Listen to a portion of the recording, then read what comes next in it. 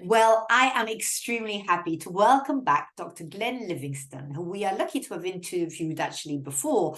Glenn is a top psychologist. He has featured in many high-ranking periodicals, and he has spent several decades researching the nature of binging and overeating. He's also an author and has just released a new book, Defeat Your Cravings, The Back Door to Weight Loss. So welcome, Glenn, and just totally to start like this before I even ask to introduce you, I have just binged. I'm 56 and I don't know where on my hormonal roller coaster or even if that has anything to do with it, but suddenly I have started binging again and I'm extremely annoyed with myself. So this just seems so perfect that I have you with me here today. So can you first, before we get into this extremely important topic, can you first share a little bit about who you are and maybe how you got to be specializing in this?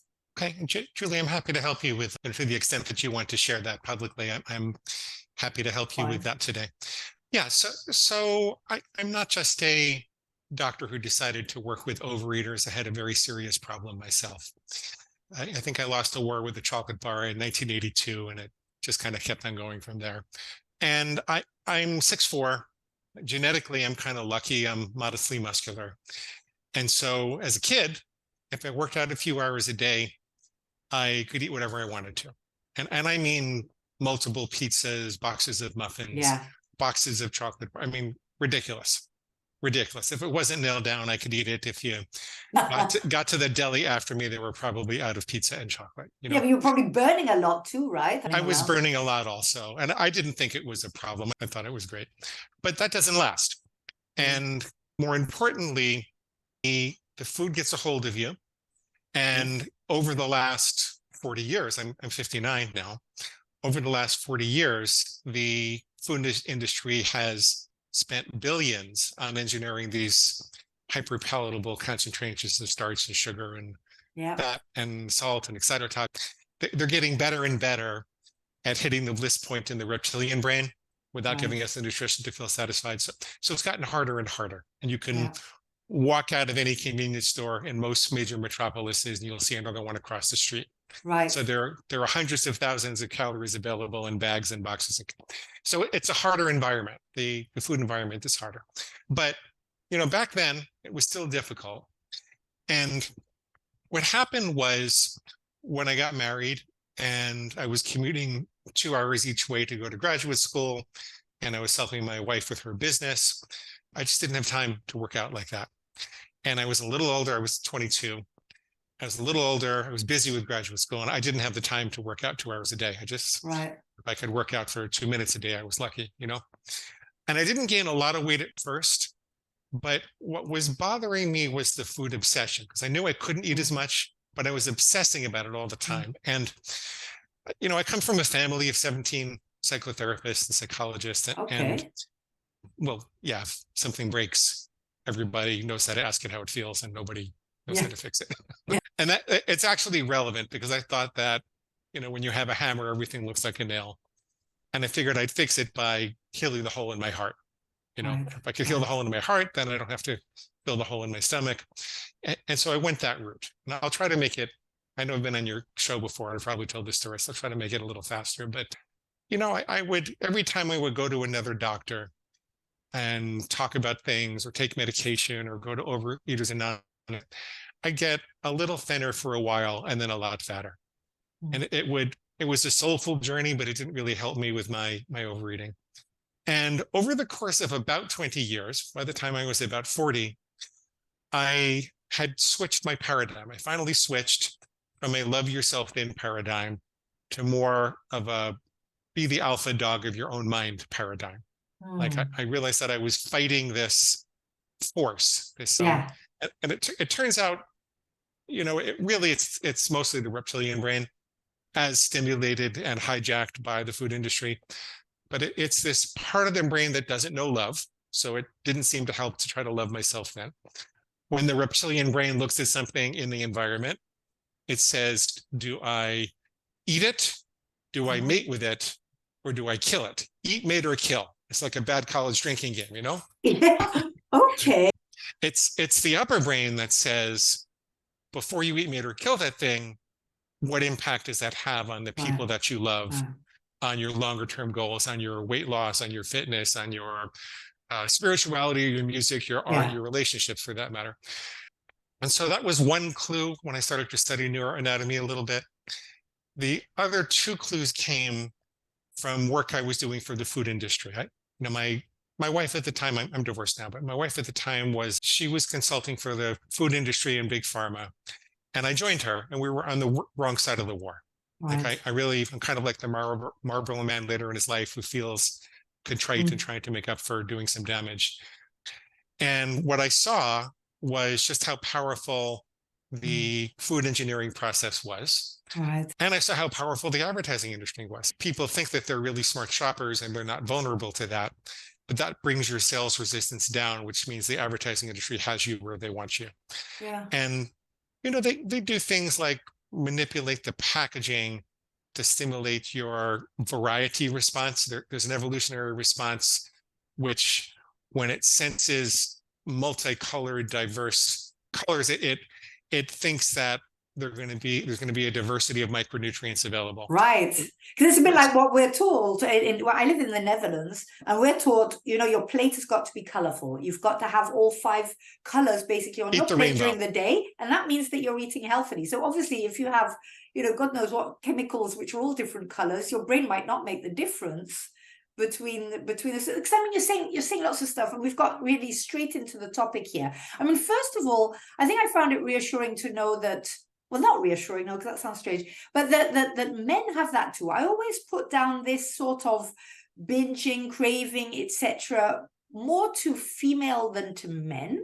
I think I also thought that it had a lot to do with maybe hormones, but also emotional eating, that maybe women have a tendency of, maybe through nurturing or, the way we were brought up. I think things are changing now, but where we use food, right? If we haven't felt loved, or if we haven't felt safe, that we need to have some, we call it comfort food. And, there's an amount of what we say to ourselves, like, okay, you've deserved this, right? You've worked really hard. I mean, that's exactly what I was going through before. I'd had a perfectly good day. I hadn't craved for years and years and years, but now I am getting through this hormonal roller coaster. So I am realizing that I'm not so much in charge, like you said. What was it? Be the alpha dog of your own mind. Somehow I'm reacting just like when I was a teenager. But anyway, I'd had a perfect day, went swimming in the sea, a healthy breakfast, went for a long walk before lunch, had a good lunch, and then I was feeling very tired. And I just lay down and actually ended up sleeping a little bit. And I woke up and went totally berserk. So I went to the kitchen actually to fix coffee before speaking to you.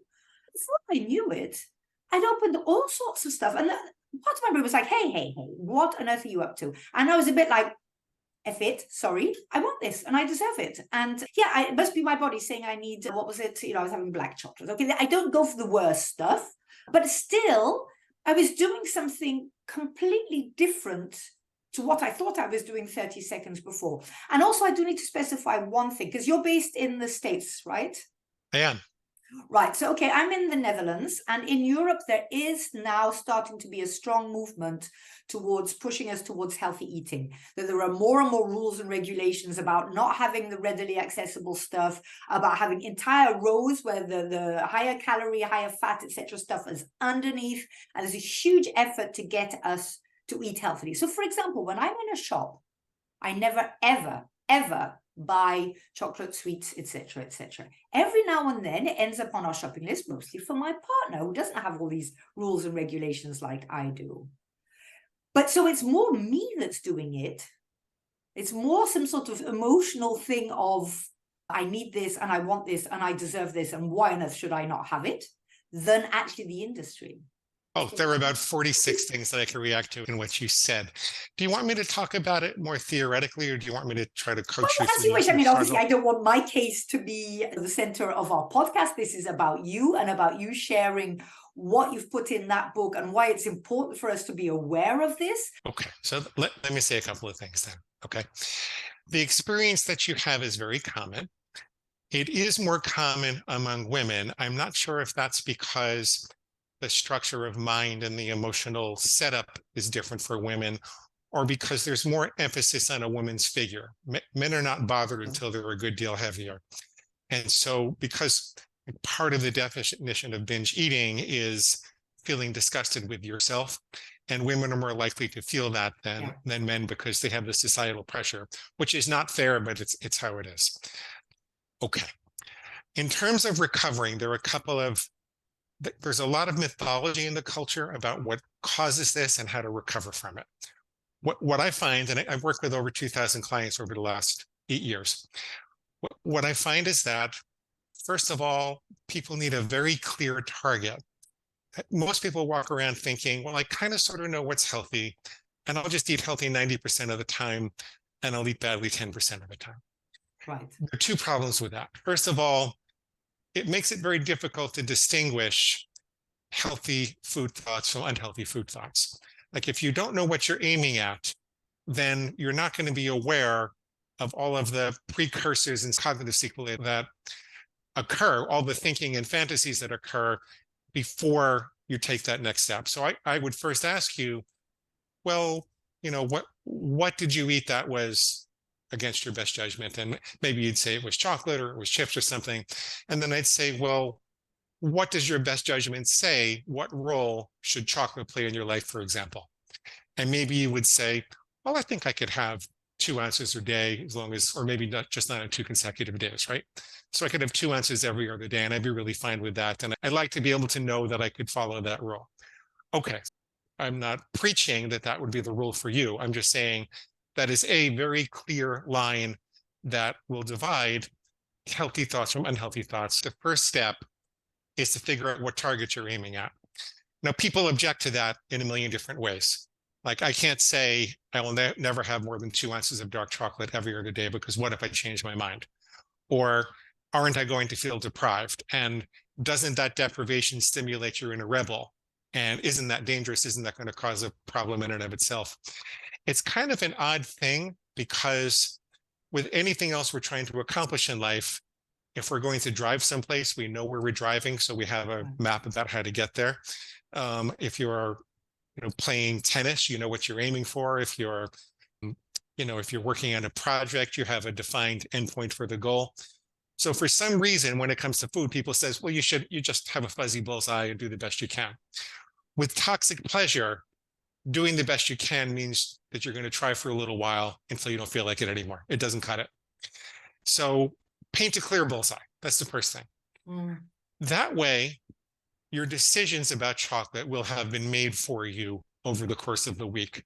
You see, where we wake up in the morning with a certain amount of willpower, and that willpower is worn down with every decision we have to make.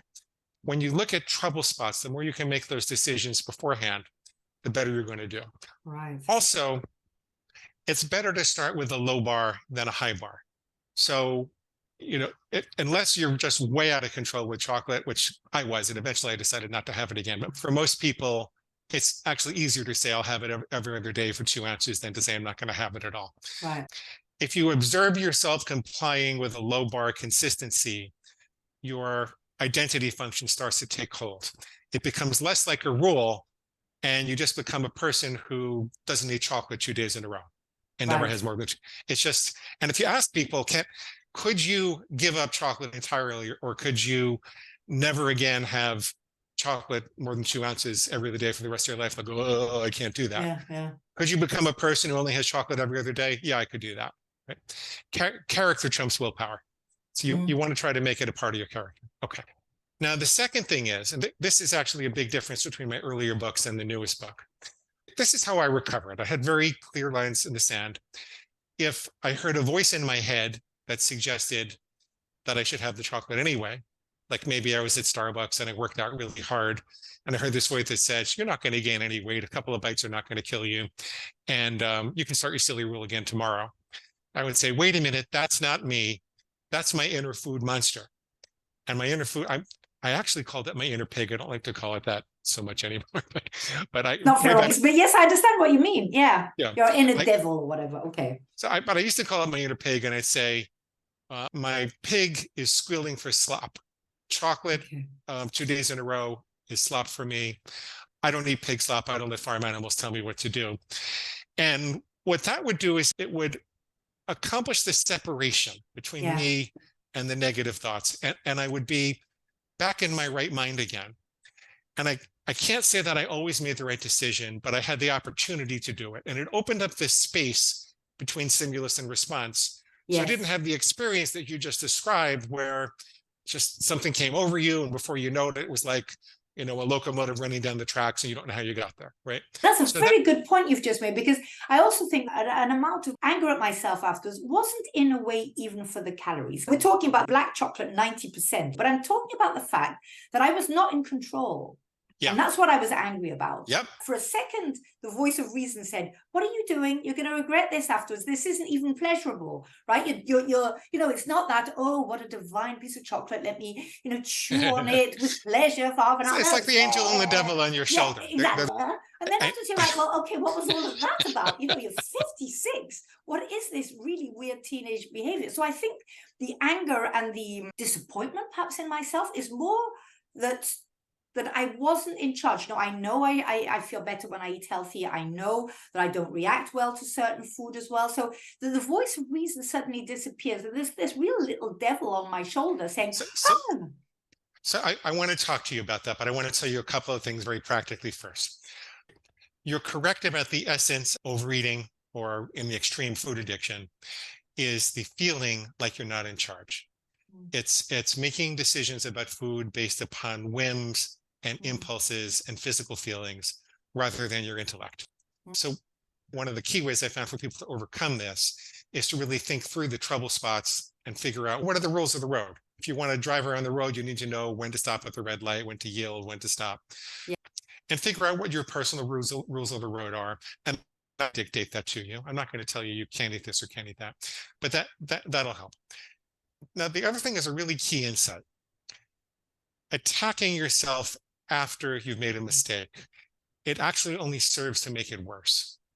See, it makes you feel too weak to keep resisting it. It turns out that that's part of the function of the attack. It's like your inner pig wants to make you feel too weak to resist eating more. Yeah. Okay. And if you think about it with other mistakes, if you accidentally touch a hot stove, you wouldn't say, "Oh my God, I'm a pathetic hot stove toucher. I might as well put my whole hand down on the stove," right? Yes. If you are playing archery and you aim with perfection at the bullseye, like you really see the arrow going in before you lose it, but you miss the bullseye, what you would do is make an assessment. You would feel a little pain that you missed the bullseye. That's okay. You can feel a little guilt or a little shame just to get your attention, but have your attention. Then you switch to forgiving yourself with dignity, but you also want to learn everything you can from it. So you'd say, by how much did I miss the bullseye, and in what direction? What adjustments do I need to make? Was there a problem with my rule? Right. Maybe I didn't eat enough that day. Maybe I was too tired. Maybe I was dehydrated. Maybe I didn't have enough social contact. Maybe there were other things that I was doing that made my lower brain feel this irrational emergency state. But when it feels that, that part of the brain is designed to protect us. Yeah. And it's a survival drive. It's like, just hand over the chocolate and nobody gets hurt. It pushes aside your rational brain. But that is such a good insight, because what you've just said is so true, because I realize that I actually get scared to go anywhere near the kitchen. It's almost like I'm now suddenly doubting my own abilities. You know what you said about it making it worse, that your then pig feels even less in control, and that I'm starting to doubt whether I will be able to resist, which is absolutely totally ridiculous. Yes, you lead towards the illusion of powerlessness. Yes. And there are groups in this culture that will tell you that you are powerless and you have to admit powerlessness. And I think that's a really big mistake. However, what does happen is that the reptilian brain is stimulated. And by the way, the healthier your brain is, the stronger it's going to be stimulated at this point. Think about 100,000 years ago, the people that experienced very strong cravings and very strong motivation to go engage in food seeking and finding and ingesting behavior. That was a survival advantage because food was pretty scarce. Yeah. You didn't know, right? So if you saw a monkey and you followed it to a banana tree, and then you started having these incredible cravings whenever you saw a monkey, and you almost felt like you couldn't resist. In primitive times, that was an advantage. In the modern food environment, it's a big problem, right? Yeah. But it's not a sickness. It's a healthy brain doing its job. And there are ways to turn it off. There are ways to consciously and purposely turn it off. So Okay, let's just talk about recovering from a binge, recovering from a serious mistake. Everybody goes through it at some point. What you want to do is collect evidence of success. As crazy as it sounds, I ate a whole pizza, but I didn't eat the box, right? I had a 5,000 calorie binge. It wasn't a 20,000 Yeah. calorie binge. Yeah. I know people who've had 100,000 calorie binges. You gave in on chocolate, but you kept, the cheese and the nuts in moderation. Yeah, and I didn't eat all the chocolate. I just took 2 pieces. Whereas Yes, before exactly. I could have been so angry with myself that I would then continue and it was gone. With the idea of gone is gone. How did you do that? How did you stop after just I a think I couple of just pieces? realized I had to come here and prepare for my interview with you. No, I don't know. I did manage.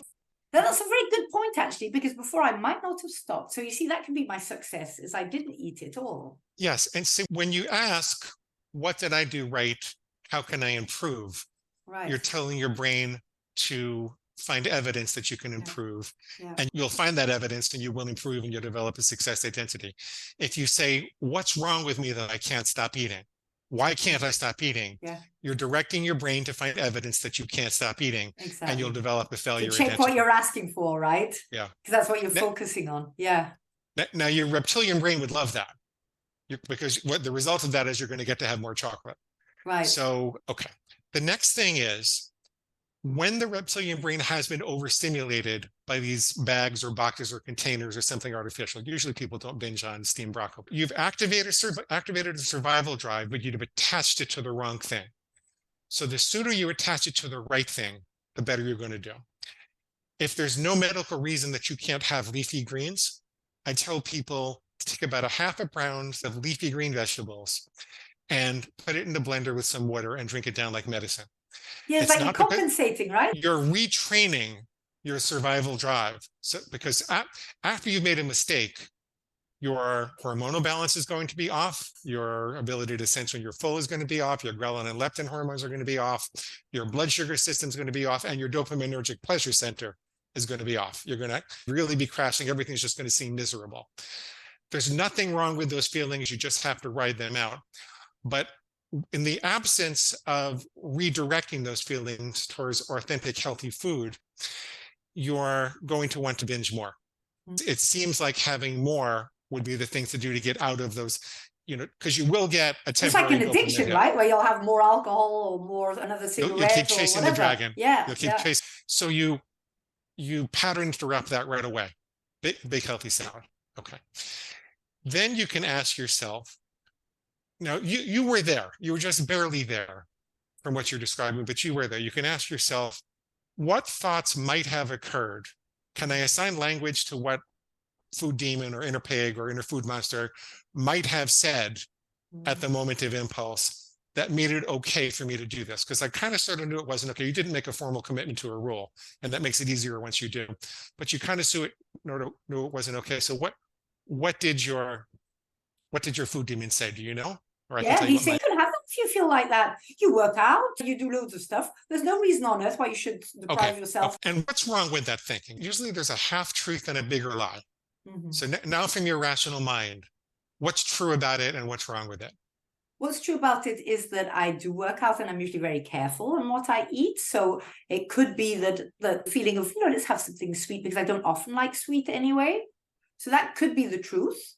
There could even have been a lack, literally, because I usually have quite a light lunch, and then sometimes my body wakes up a bit like that was not enough, and that's really the sort of time like I've just had.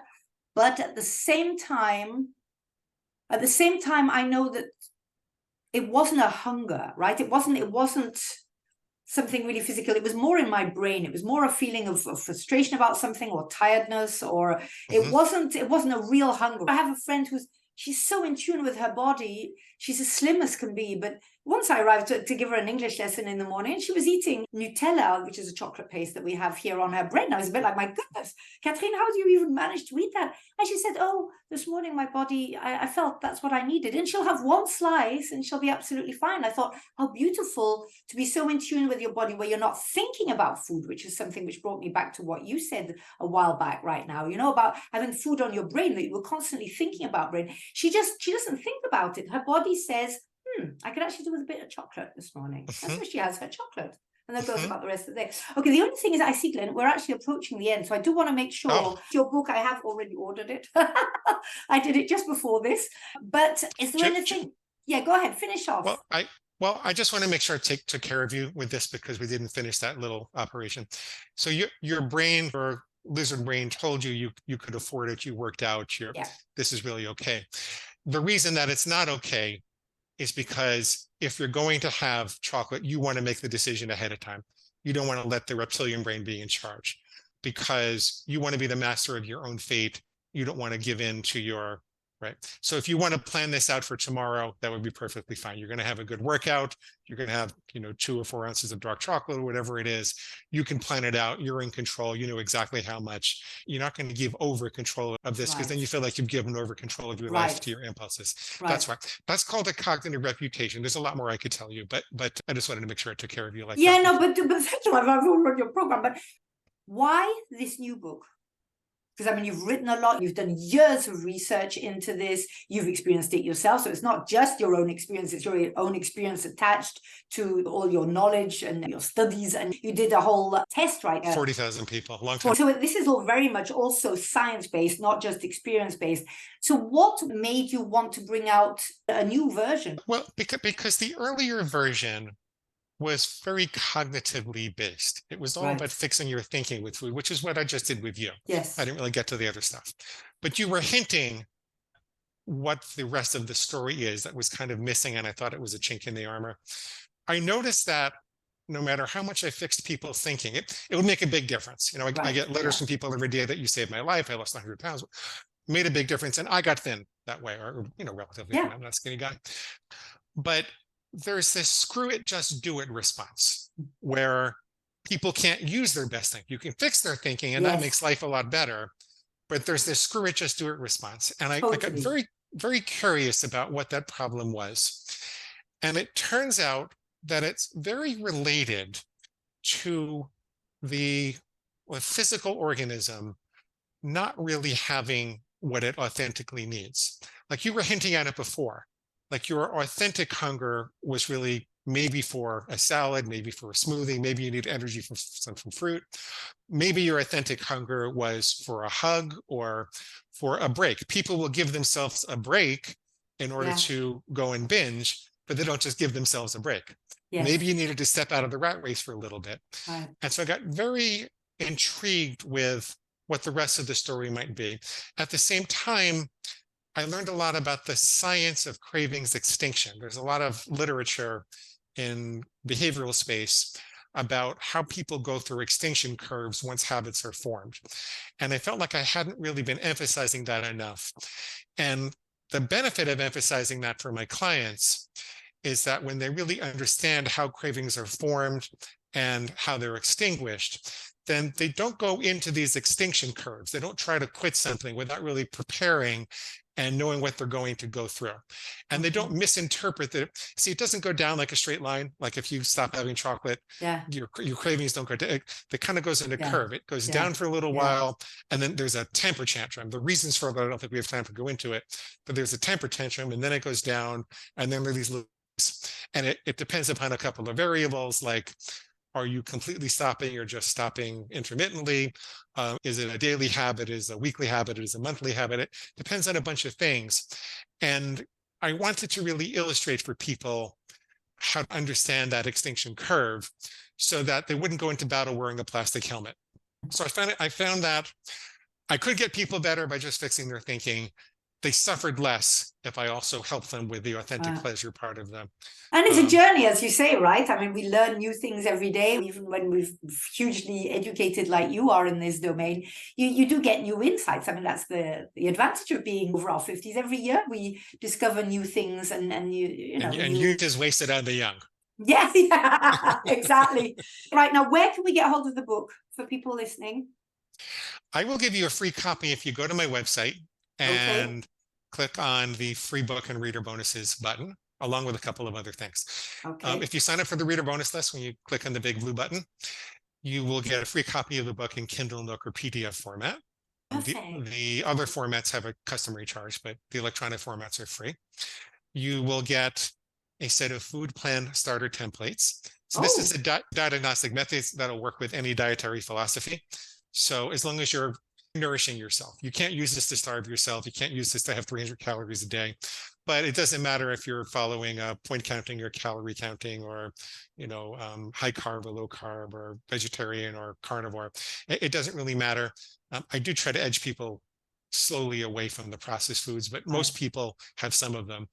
So you'll get a set of food plan starter templates for each of those. And I also recorded a full-length set of coaching sessions, also for free. People could hear how it works in practice, as opposed to in the abstract, where you might be saying, why does Julie have a Dr. Ron who has a pig inside of him? It sounds really weird. Thank you so much for this. I mean, what incredible added value for all of us. So can I just mention the website? I don't think I mentioned the website. It's defeatyourcravings.com. We'll remember that one, defeatyourcravings.com. Glenn, thank you very much. Thank you very much for, first of all, specializing yourself in this, something which I think, we're all about being happy and being fulfilled and thriving. And I think for many of us, this is our number one demon.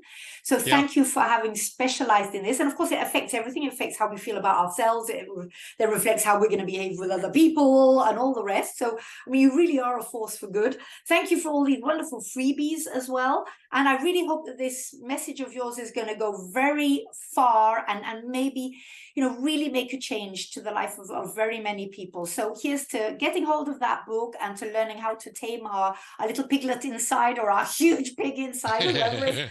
So thank you, Glenn, very, very much. Thank you, Julie. Thank you so much. Bye-bye. Bye-bye.